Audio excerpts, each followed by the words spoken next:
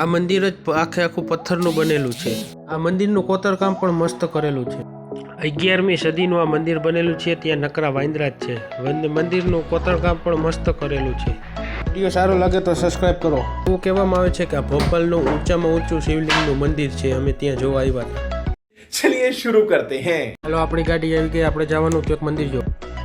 11મી સદીનું મંદિર બનેલું છે અને આનું કોતરકામ પણ મસ્ત કરેલું છે અને આ આખું મંદિર પથ્થરનું બનેલું છે। ઉપર ચડતા ચડતા તમે એટલા થાકી ગયા કારણ કે ધાર જ એટલી છે। ઉપર ચડતા ચડતા જ અમે થાકી ગયા, એટલું ધારમાં ઊંચું છે મંદિર। જોઈ લો તમે, ખાલી આનો વ્યૂ જોઈ લો ભોપાલનો। આ મંદિર રહ્યું ને 11મી સદીનું બનેલું છે એવું કહેવામાં આવે છે। અહીંયા બધાનું શિવલિંગનું મંદિર છે। જોઈ લો તમે, મંદિરનો વ્યૂ જોઈ લો।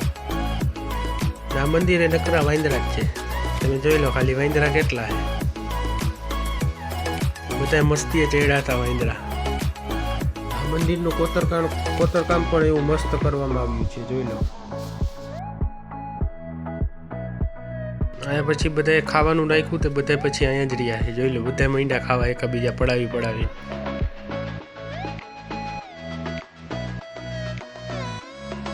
તમે અહીંનો વ્યૂ જોઈ લો ખાલી, કેવો મસ્ત વ્યૂ છે।